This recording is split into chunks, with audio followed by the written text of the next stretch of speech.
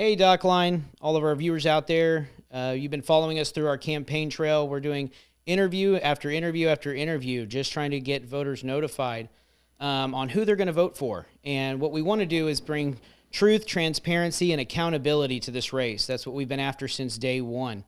And today we have a special guest for you. He's running for JP5. His name is Billy Masden. Billy, thanks for being here. Thank you for having me. Awesome. So why don't you go ahead and tell us a little bit about yourself? I know you've been here for quite some time, and maybe just about, why you decided to run. Yeah, my name is Billy Masden. I moved to Magnolia in 1966. I was 4 years old. Really small town. Lived here my whole life. Love Magnolia. Love Montgomery County. Just a Magnolia boy. Been in law enforcement for almost 38 years now. So I did 30 years. And I retired as a captain. That lasted about a year.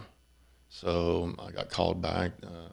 So now Constable Jones offered me a job as a SRO at Lyon Elementary. So we get to mentor kids, not only to have a presence there of law enforcement, but also show them, the upside of the law enforcement instead of all the negative stuff you see on TV. So just build a relationship with them, and it's, of course, protection for the children and staff as well. That's really cool. That's really interesting. So that's a good bit of knowledge and information there. Yeah.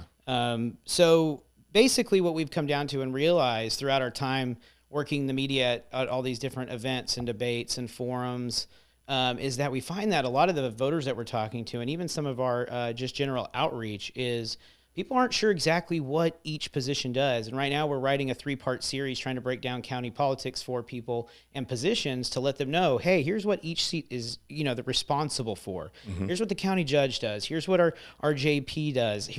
So it's breaking down each of these so people have a good understanding of what it means to work in that position. So the first question I have is what does the justice of the peace actually do? The justice of the peace has a precinct, and he or she normally hears small claims court, small claims hearings in court up to $20,000. Okay, anything over $20,000 goes to the next level.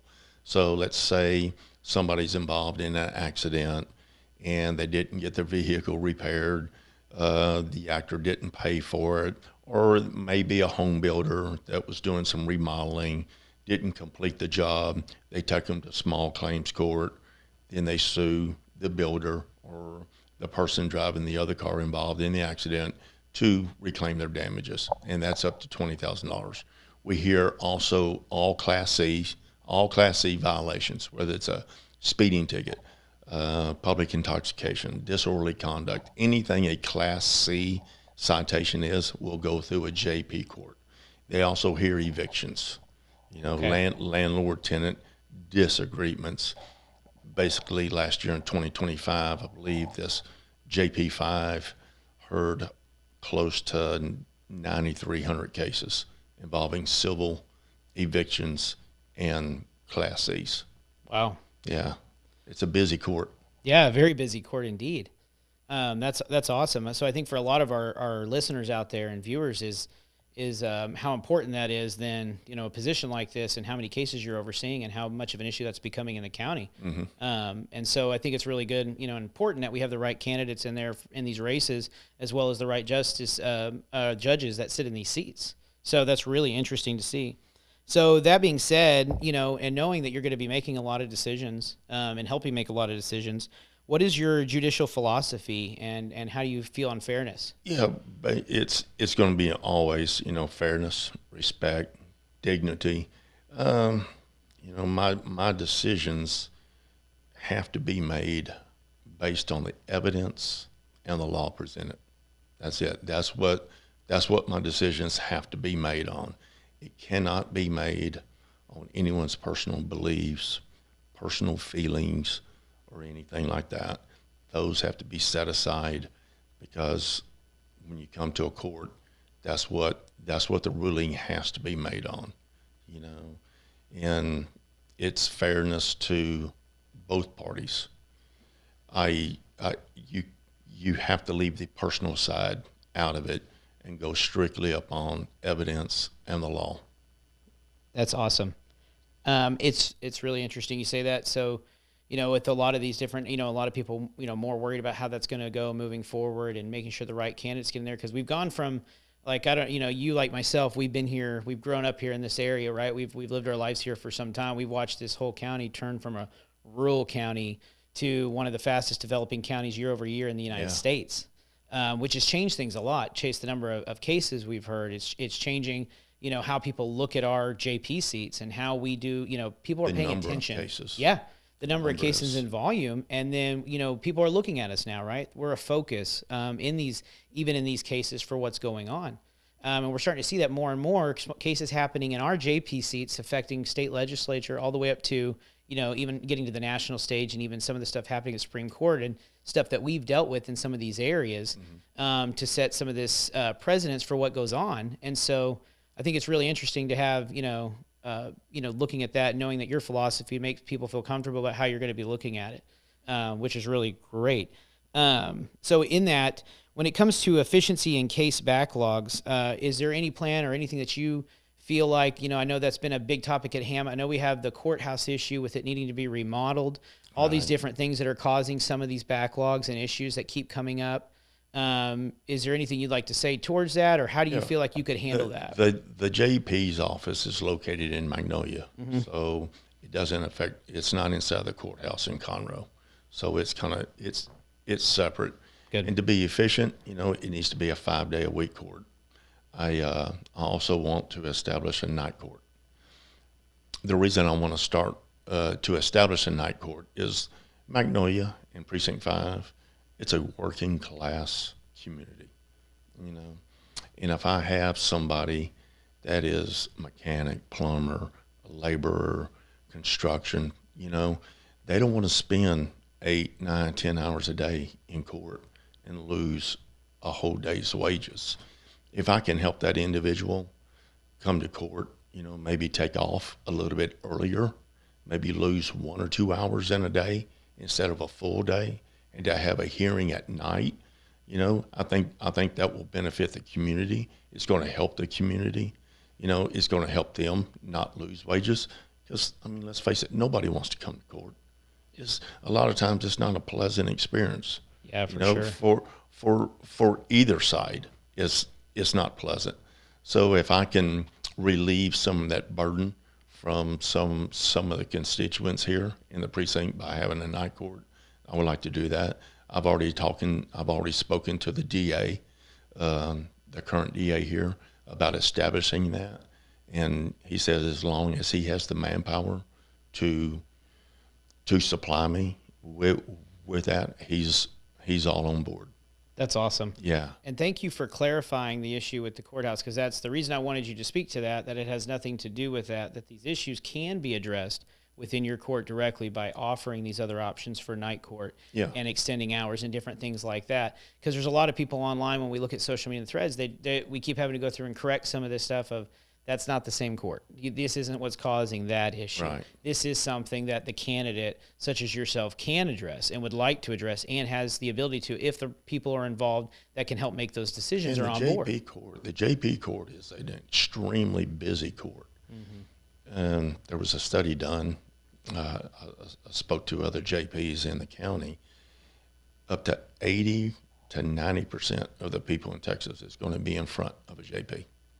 Either for small claims, either for a traffic violation, any kind of Class C. There's a lot of rental properties out here, in eviction. So that is a lot of people coming through the JP court.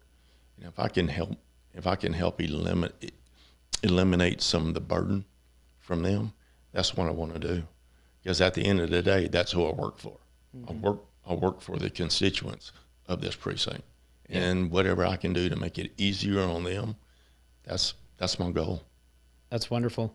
Yeah, so you've answered a lot of kind of like what my next question was going to be, which is on accessibility and transparency. So you've really answered the accessibility part on trying to add these things to the court in order to make it more accessible for the everyday person. The biggest issue that we've come across that people seem to be interested in is like this idea of making it more transparent with the with communication from the JP himself. A lot of people are saying, what does it look like to have live streaming capability in the courtroom? Is that something that we could look into? There's questions about just being more public. I think with all of our seats in our county, one of the things we keep coming across is this idea that people feel there isn't transparency in the what's being done, how it's being done, and it's really just what we see as lack of communication. It's not that they're withholding anything, really. It's just that there isn't good streams of communication set up currently to get words out on certain things or to talk about certain things. So do you have any thoughts to that? Yeah. Transparency, I think it's a good idea for like commissioner's court, because that's who controls our tax dollars. And sure, everybody wants to know where their tax dollars are going towards. Live streaming in a courtroom, I'm not in favor of that. And here's the reason why. If somebody's in front of me in a court, that's their personal business. It's nobody else's business why they're in court or why they are being sued or why they are suing somebody else.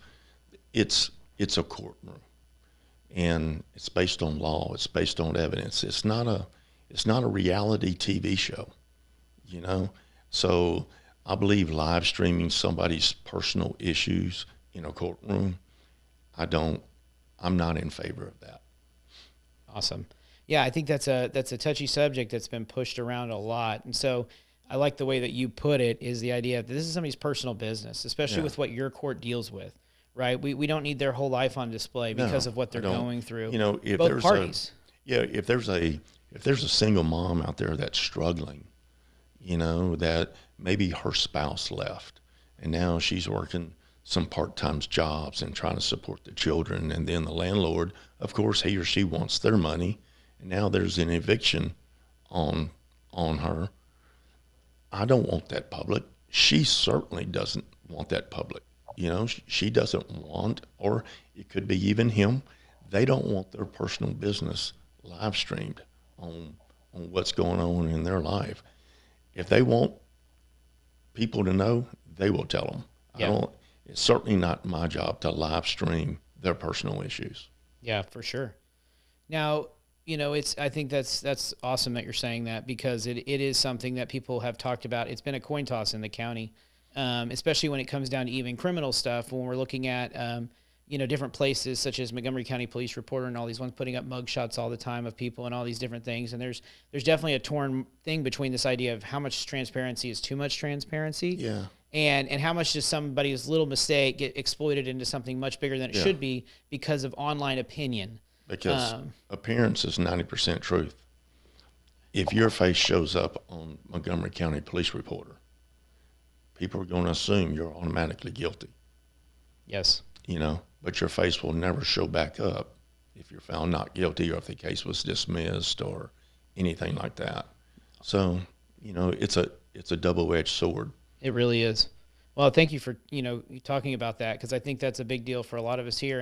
And sometimes when we talk about transparency, a lot of people think that that's what that means, and that's not necessarily what that means. Transparency, like you said, focused on where it matters with the tax dollars, and real dangers to society, of course. Exactly. But most of these people, that for the sake of what we call transparency, gets exploited into something that can ruin their whole life for one simple mistake. Yeah, for sure. So that's awesome.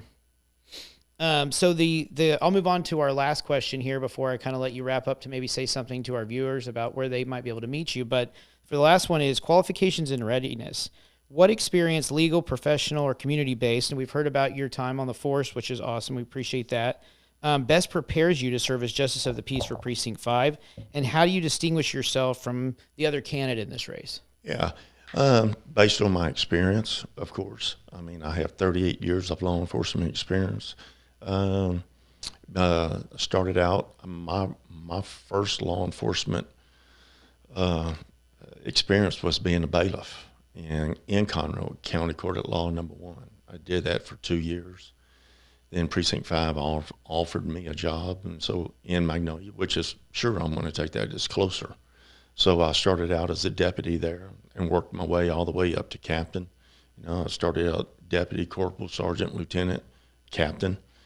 And being in that role, you have to make difficult decisions because as a captain or a lieutenant, you're involved in the disciplinarian process of some of your friends.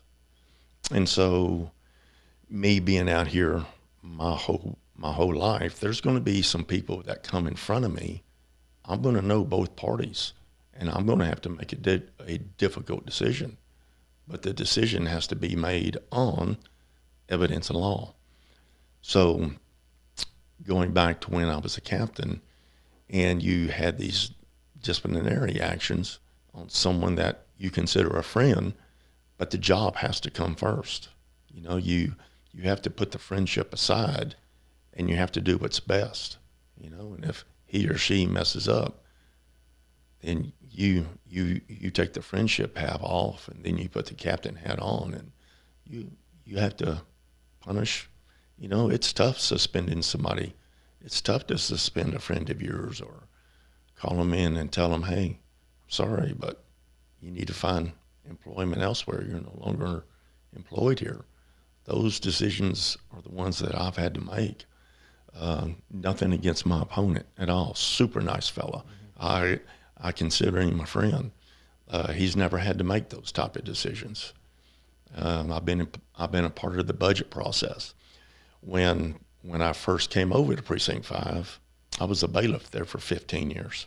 So I have close to 20 years of bailiff experience as well, you know. So just being in a leadership role, working my way up from the bottom, making decisions that are tough, and I'm ready to continue to make those decisions. I love Montgomery County. I love Magnolia. I love to be a servant. It's just that I think now is a perfect opportunity to continue to serve, just serve in a different capacity. That's all. Well, that's awesome. Well, we appreciate that, and definitely the things, the remarks you made about, you know, your friends, and when, you know, even people you know and different people, you know, that the fact that you're willing to come through and bring balance to that in the situation of, this is, you know, we have to do what's right and what's fair regardless of your standing with me, and I have to look at this from that perspective. Yeah. I know a lot of the voters are happy to hear that. Yeah. I mean, you know, I always tell people, you know, just because somebody wears a robe doesn't mean they have all the answers. You know, we have to do research just like everybody else. You know, there's only one person that ever wore a robe that had all the answers, you know. Yeah. And so, you know, and it wasn't black. That's right. You know, so, but I love my job. I love the community. I'm engaged to a great lady. I mean, she taught for 32 years. She retired as a teacher, another public servant. I have a 30-year-old son who made parenting very easy. I was very blessed to have a great kid, you know, so very honored, very blessed. I have so many blessings that, you know, they're just hard to count, and I'm waiting for March 3rd to get here to where hopefully I'll have another blessing. Oh, I think so. So. Well, we appreciate it, Billy. I want to thank you for coming on. I want to thank our viewers for listening to Billy today. And Billy, one last call to action. If there's anything between now and March 3rd that where anybody can come to meet you if they want to hear more about you and talk to you personally, is there any event that you want to call people to specifically? You know what? I'm as transparent. You know, I sleep with my cell phone on the nightstand, and I don't mind giving my cell number. You know, if I have the answer, I'll give it to you. If I don't have the answer, I'll find the answer. And if it's something that I cannot answer as a candidate, you know, I'm going to tell you, I'm not allowed to answer that. You know, I believe in hurting people's feelings with the truth instead of lying to them. You know, if somebody asks me a question, I'm going to tell them the truth, because if they ask me that same question 3 months from now, it's going to be the same answer. So I'm as transparent as you can get. And hey guys, my cell phone number's 281-635-8769. Please call me.